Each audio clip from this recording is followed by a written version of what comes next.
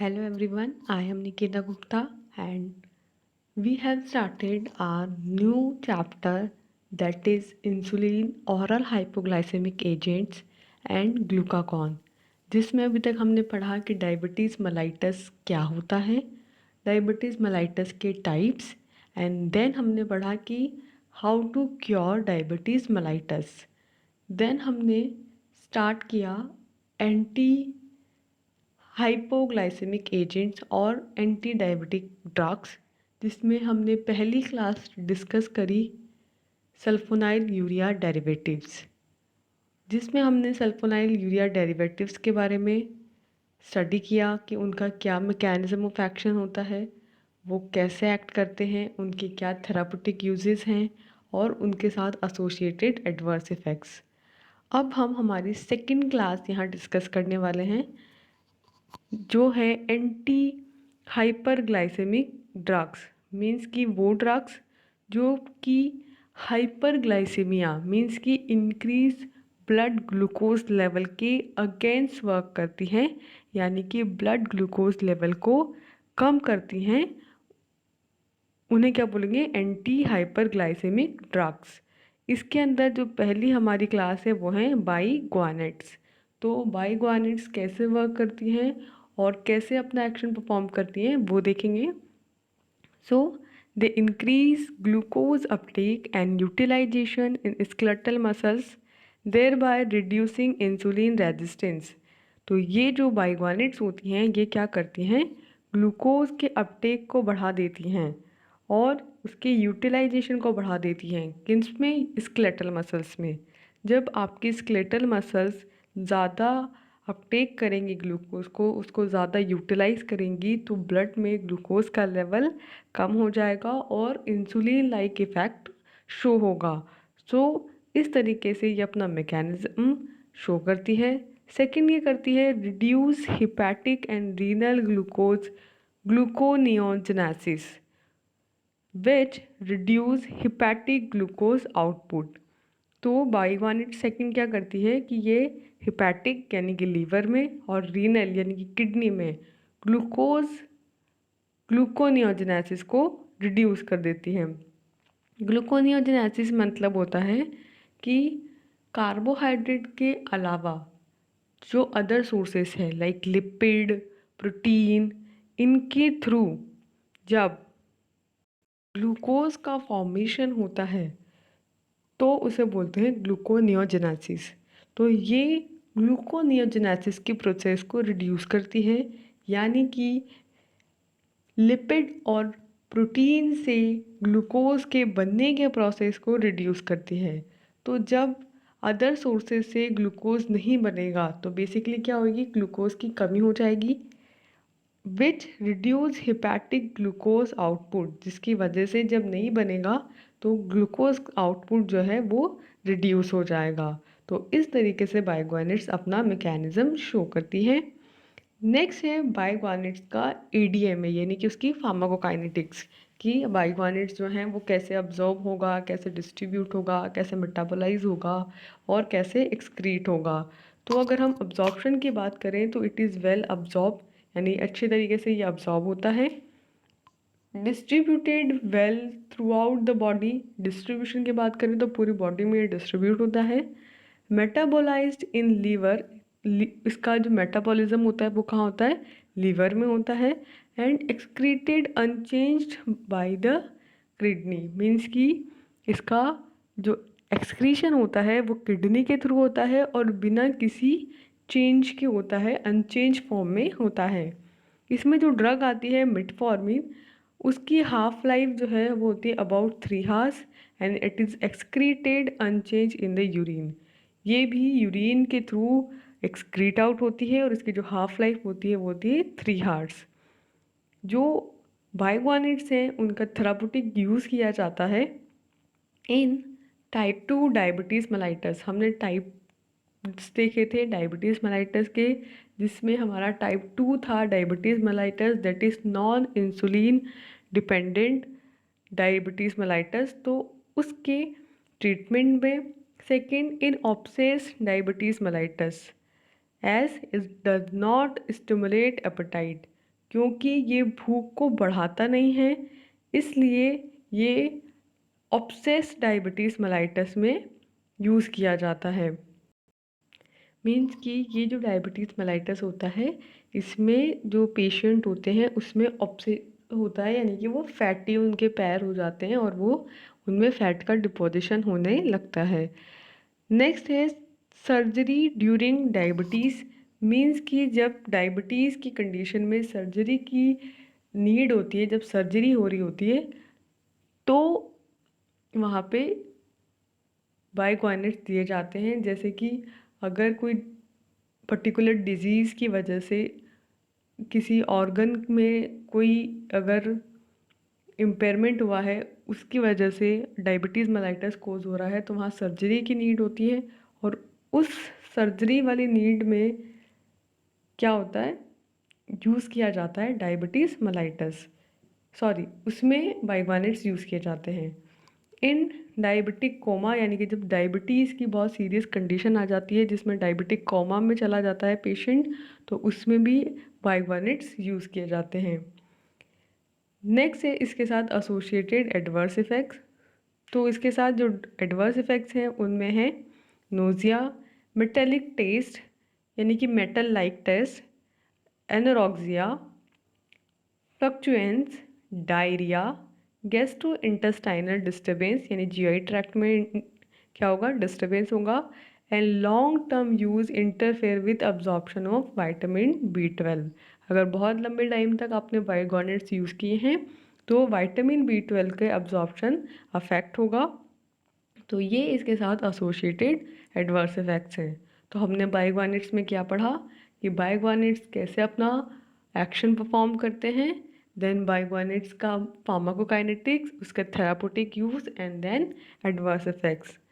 Next we are going to our third class, that is thiazolidine. क्या होते हैं thiazolidine, उनका अगेन हम उनका पढ़ेंगे मैकेनिज्म ऑफ एक्शन, उनके थेराप्यूटिक यूज। तो thiazolidine dions bind to nuclear receptor called peroxisome proliferator activated receptor gamma, that is PPAR gamma, which is complexed with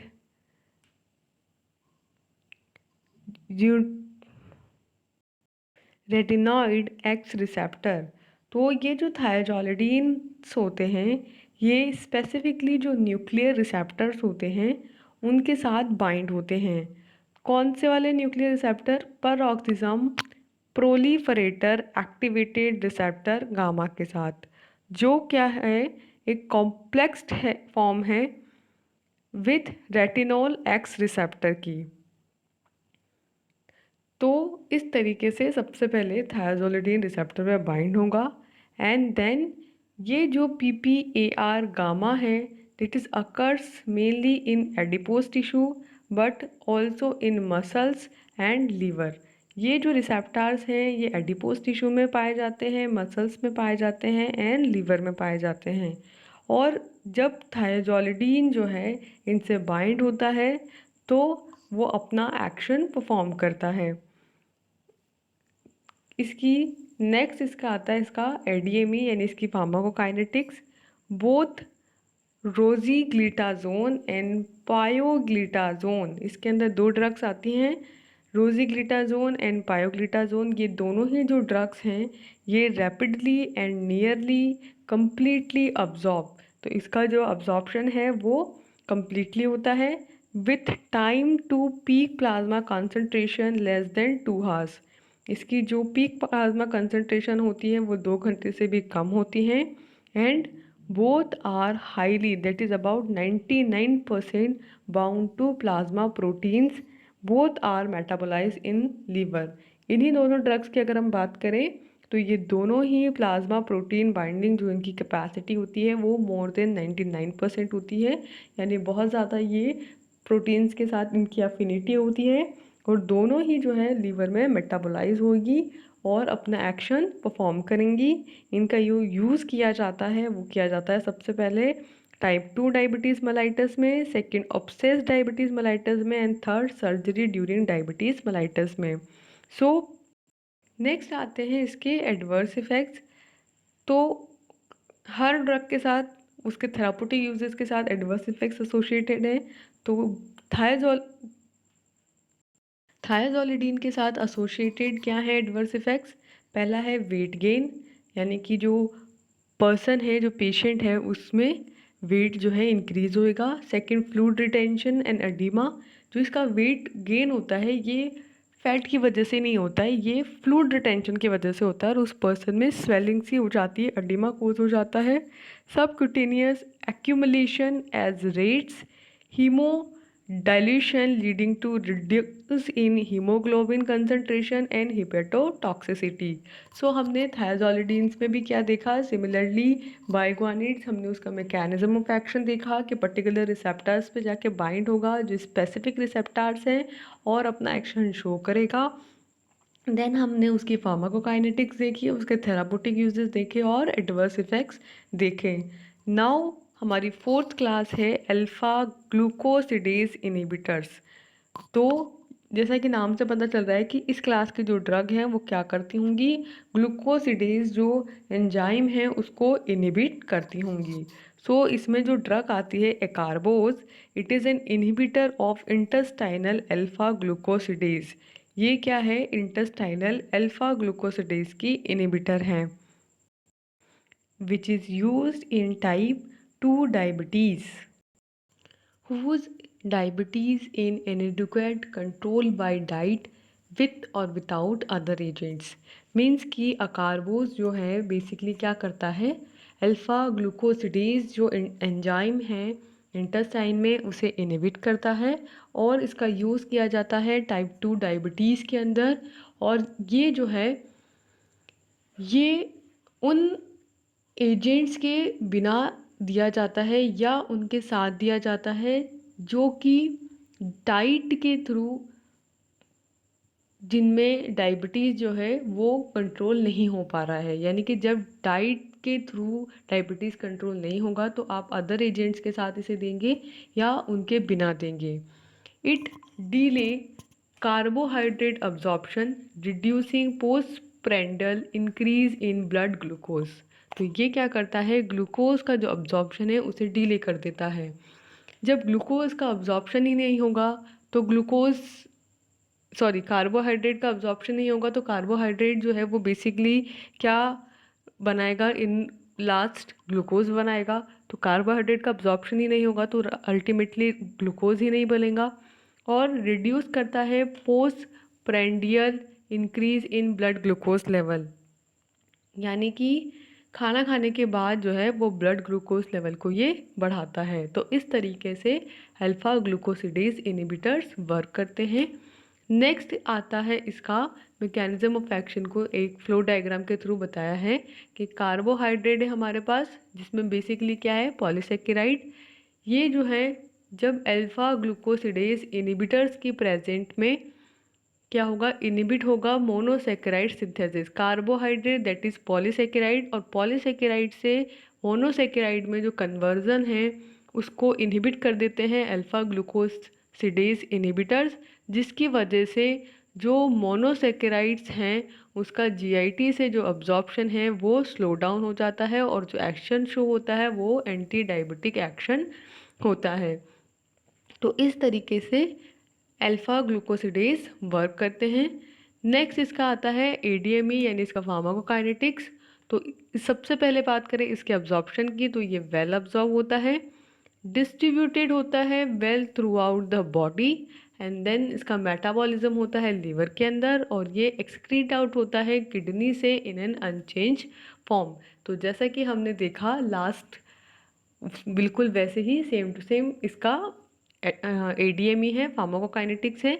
इसके साथ जो एसोसिएटेड एडवर्स इफेक्ट हैं वो है flatulence, diarrhoea, abdominal pain, hypoglycaemia with sulphonylurea. Means कि जैसा कि हमने बोला था मैकेनिज्म ऑफ एक्शन में कि इनको अदर ड्रग्स और अदर एजेंट्स के साथ या उनके बिना दिया जा सकता है। तो जब इन्हें आप सल्फोनाइल यूरिया के साथ देते हैं तो हाइपोग्लाइसीमिया की कंडीशन ये कोज करता है। क्या देखा हमने अल्फा ग्लूकोसाइड इनहिबिटर्स में, उसका मैकेनिज्म ऑफ एक्शन, देन उसका फार्माकोकाइनेटिक्स एंड देन उसके साथ एसोसिएटेड एडवर्स इफेक्ट्स। तो इसी के साथ हमने एंटी डायबिटिक क्लास की पहली क्लास देखी सल्फोनाइल यूरिया, सेकंड देखी हमने बाइगुआनिड्स, थर्ड देखी हमने थायाजोलिडीन्स एंड फोर्थ देखिए हमने अल्फ़ा ग्लूकोसिडेज इनहिबिटर्स। तो यहाँ पे हमारी एंटी डायबिटिक क्लास की ड्रग्स जो हैं वो कंप्लीट होती हैं। नेक्स्ट हमारा टॉपिक है इंसुलिन। जैसा कि हमने कहा था कि इस चैप्टर में हम basically insulin, oral hypoglycemic agents और ग्लूकागॉन को स्टडी करेंगे। तो अभी तक हमने बेसिक डायबिटीज़ मेलाइटस देखा और कुछ एंटी डायबिटिक ड्रग्स को स्टडी किया। अब हम देखते हैं कि बेसिकली जो हमारा ये इंसुलिन है ये कैसे सिंथेसाइज होता है, कैसे ये सिक्रीट होता है, क्या एक्शन परफॉर्म करता है, इसकी कमी से कौन से डिजीज़ और डिसऑर्डर्स हो जाएंगे और एक्सेस से क्या होगा। तो इनको हम स्टडी करते हैं। तो सबसे पहले इंसुलिन के बारे में हम बेसिक इंट्रोडक्शन लेते हैं कि इंसुलिन जो है was first protein for which an amino acid sequence was determined। Means कि इंसुलिन जो है एक तरह का प्रोटीन है, फर्स्ट प्रोटीन है जिसके लिए अमीनो एसिड का सीक्वेंस जो है वो डिटरमाइन किया गया कि अमीनो एसिड कौन कौन से और किस सीक्वेंस में लगे होते हैं, तब इंसुलिन जो है फॉर्म होता है बाय सेंगर्स ग्रुप इन कैम्ब्रिज 1955। जो एक सेंगर्स ग्रुप था उन्होंने इसे डिस्कवर किया था कैम्ब्रिज में और 1955 में इसकी डिस्कवरी हुई थी। It consist of 2 peptide chains A and B, 21 and 30 amino acid residue respectively. तो बेसिकली इंसुलिन क्या है, 2 पेप्टाइड चेन से मिलकर बना होता है। जो इंसुलिन होता है इसमें ए चेन होती है और बी चेन होती है। ए चेन के अंदर 21 अमीनो एसिड्स होते हैं और बी चेन के अंदर 30 अमीनो एसिड रेसिड्यू होते हैं। तो दोनों मिलकर क्या बनाएंगे, 51 अमीनो एसिड की एक चेन बनाएंगे और जिसका सीक्वेंस हमें पता है कि उसमें ये जो अमीनो एसिड्स हैं ये कौन कौन से हैं, किस सीक्वेंस में लगे हैं। तो इस तरीके से इंसुलिन को जो है वो तैयार किया गया था 1955 के अंदर। नेक्स्ट है कि अब हमें पता चल गया है कि इसमें कौन कौन से अमीनो एसिड्स हैं, तो इसे कैसे सिंथेसाइज किया जाता है और देन ये कैसे जो है सिक्रीट होता है और हमारी बॉडी जो है वो कैसे इंसुलिन को सिंथेसाइज करती है, ये भी हम देखेंगे। So like other peptide hormones, insulin is synthesized as precursor that is pre-proinsulin in the rough endoplasmic reticulum। मीन्स कि जैसे आपके अदर पेप्टाइड हार्मोन्स होते हैं जिसमें हमने देखा था कि प्री प्रो फॉर्म से वो सिंथेसाइज होते हैं, तो उसी तरीके से जो इंसुलिन है वो भी उसके precursor that is pre pro insulin जो कि रफ एंडोप्लाज्मिक रेटिकुलम में प्रेजेंट होता है, आर में प्रेजेंट होता है, उससे सिंथेसाइज होता है। Pre pro insulin is transported to the Golgi apparatus where it undergoes proteolytic cleavage first to proinsulin and then to insulin plus a fragment of uncertain function called C-peptide। Means कि जो ये pre pro insulin है हमारे पास, ये transport होगा Golgi apparatus में। वहाँ पे इसका क्या होगा, प्रोटियोलाइटिक क्लीवेज होगा, सबसे पहले प्रो इंसुलिन के अंदर एंड देन इंसुलिन के अंदर, और इंसुलिन के साथ क्या बनेंगे, कुछ फ्रेगमेंट्स बनेंगे, ठीक है, जिनका कुछ अनसर्टेन फंक्शन होगा और उन्हें बोलते हैं सी पेप्टाइड्स। तो हमने क्या समझा कि हमारा गोल्जी apparatus में प्री प्रो इंसुलिन है, उससे बनेगा सबसे पहले प्रो इंसुलिन और फिर प्रो इंसुलिन से बनेगा इंसुलिन, और इंसुलिन के साथ साथ जो ये अदर फ्रेगमेंट्स जुड़े थे वो अलग हुए हैं, उनको बोलते हैं सी पेप्टाइड। नेक्स्ट है इसका मैकेनिज्म ऑफ एक्शन कि इंसुलिन तो बन गया लेकिन इंसुलिन काम क्या करेगा, कैसे करेगा वो काम। तो insulin binds to specific receptors of the surface of its target cells The receptors is a large transmembrane glycoprotein complex belonging to the kinase-linked type 3 receptor superfamily and consisting of 2 alpha and beta subunits. तो insulin basically क्या करता है, जो उसके target sales हैं उनकी surface से जा कर के बाइंड हो जाता है, उन पे स्पेसिफिक रिसेप्टर्स प्रेजेंट होते हैं, उनसे जा कर के बाइंड हो जाता है। और ये जो रिसेप्टर्स हैं ये लार्ज ट्रांसमेम्ब्रेन ग्लाइकोप्रोटीन कॉम्प्लेक्स होते हैं जो बिलोंग करते हैं काइनेस टाइप 3 रिसेप्टर की सुपर फैमिली से, और इसमें 2 सब यूनिट्स होती हैं अल्फा एंड बीटा। तो इस तरीके से बेसिक फॉर्म में कहें तो इंसुलिन जो है उसके रिसेप्टर पे जाके बाइंड होगा और बाइंड होकर अपना एक्शन परफॉर्म करेगा। क्या एक्शन परफॉर्म करेगा, तो उसके फार्माकोलॉजिकल एक्शंस की अगर हम बात करें तो सबसे पहले है effect of insulin on carbohydrate metabolism. तो कार्बोहाइड्रेट के मेटाबॉलिज्म पे क्या इफेक्ट डालता है इंसुलिन, वो देखेंगे। देन प्रोटीन के मेटाबॉलिज्म पे क्या इफेक्ट डालता है, क्योंकि हमने कहा था ग्लूकोनियोजेनेसिस एक प्रोसेस के बारे में हमने पहले डिस्कस किया है। तो प्रोटीन के मेटाबॉलिज्म पे क्या इफेक्ट डालता है और अदर क्या इसके साथ एसोसिएटेड इफेक्ट्स होते हैं। तो सबसे पहला जो हमारा कार्बोहाइड्रेट के मेटाबॉलिज्म पे इसका इफेक्ट है उसको देखते हैं। उसमें सबसे पहला आता है हमारा लीवर, कि लीवर पे ये क्या इफेक्ट डालता है। तो insulin influence glucose metabolism in most tissues, especially the liver, where it inhibits glycogenolysis, that is glucose glycogen breakdown. Means कि जो आपका इंसुलिन है सबसे पहले तो वो क्या करता है, इन्फ्लुएंस करता है ग्लूकोज के मेटाबॉलिज्म को, यानी कि ग्लूकोज को मेटाबोलाइज जो है उसको करवाता है। ठीक है, specially in liver where it inhibits glycogenolysis. Means कि ग्लूकोज का मेटाबॉलिज्म को इन्फ्लुएंस कराएगा और ग्लूकोज से क्या बनवाएगा, ग्लाइकोजन बनवाएगा और इस तरीके से उसे स्टोर करेगा लीवर के अंदर। और जो ग्लाइकोजनलाइसिस हो रहा है यानी कि ग्लाइकोजन का ब्रेकडाउन हो रहा है उसे इनहिबिट करेगा, यानी कि ग्लाइकोजन से ग्लूकोज को नहीं बनने देगा और ग्लूकोज को ग्लाइकोजन बनाता जाएगा। तो बेसिकली हमारे ब्लड में क्या हो रहा है, ग्लूकोज की कमी हो जाएगी। तो इस तरीके से इंसुलिन अपना एक्शन परफॉर्म करता है लीवर में। Second, it also inhibits gluconeogenesis, यानी कि synthesis of glucose from non carbohydrate source.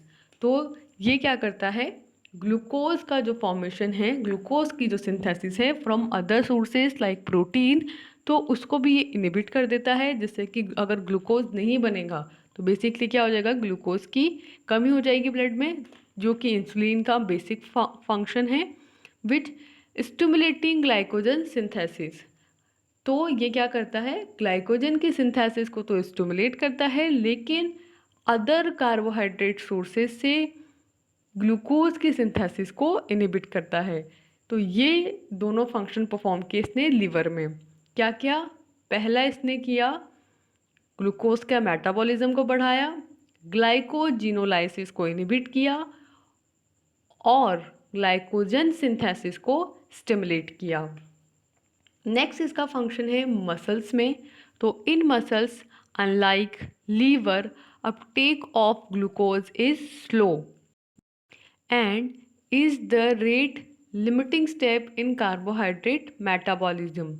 Means कि मसल्स में लीवर की तरह ही क्या होता है, ग्लूकोज का जो अपटेक हो जाता है वो स्लो कर देता है, and it is rate limiting step in carbohydrate metabolism. ये जो है कार्बोहाइड्रेट के मेटाबॉलिज्म के लिए एक लिमिटिंग स्टेप है और इसके थ्रू जो ग्लूकोज का अपटेक है वो स्लो कर दिया जाता है लीवर में।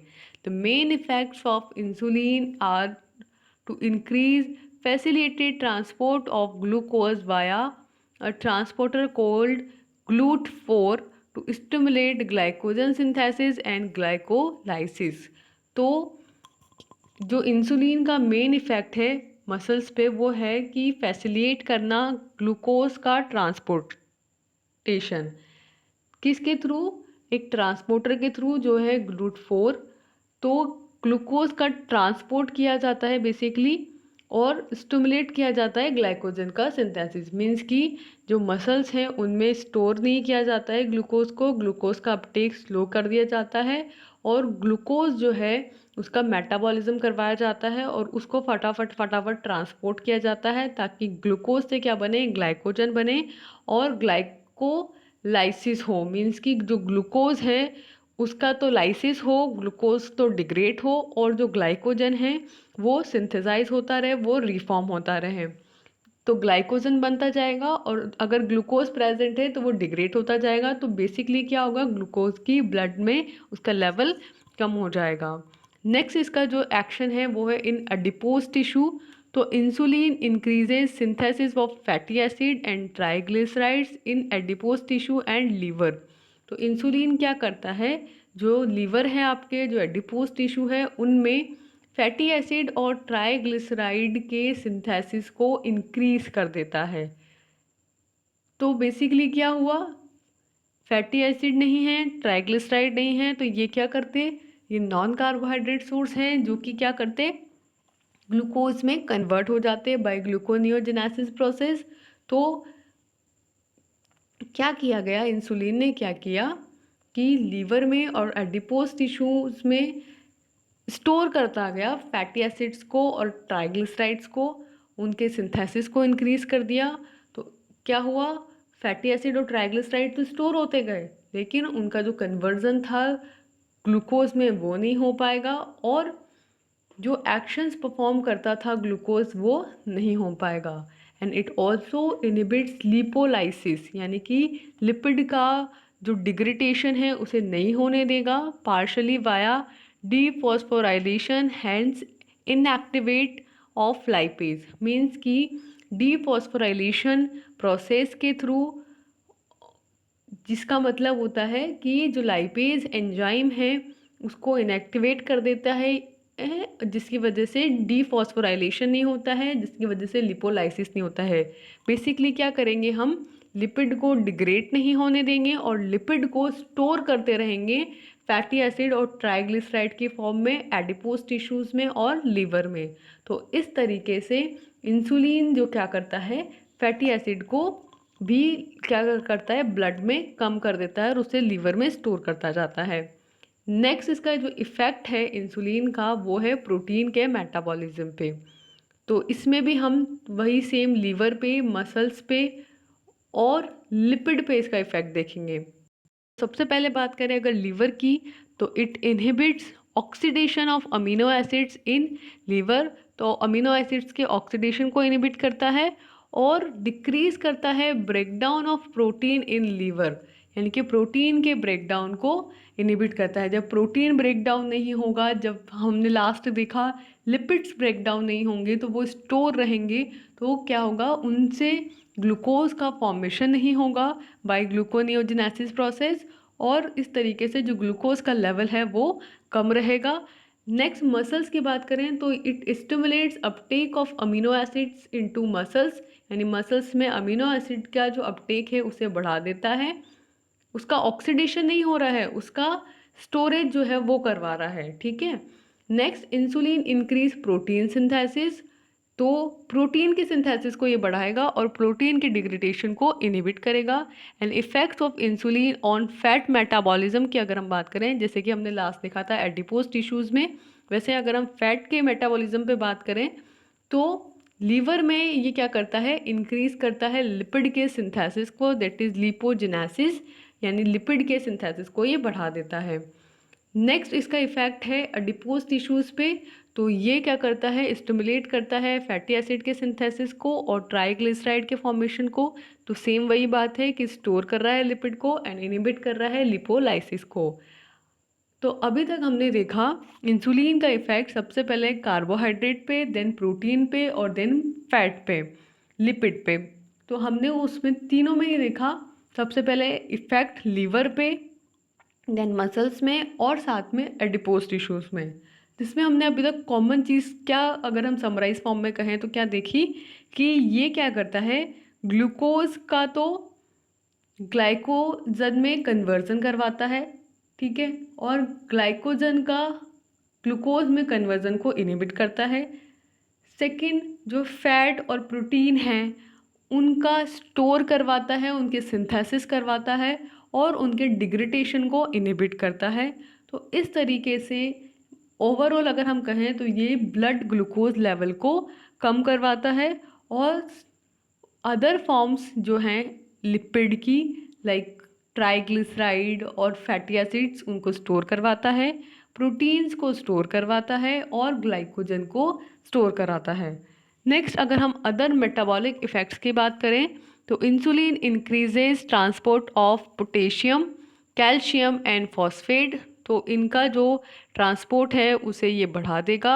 And stimulate vascular endothelial lipoprotein lipase activity and thus stimulate clearance of VLDL। Next, ये क्या करता है, इंसुलिन जो vascular endothelial lipoprotein lipase activity को ये बढ़ा देता है, जिसकी वजह से जो VLDL है उसका क्लियरेंस बढ़ जाता है।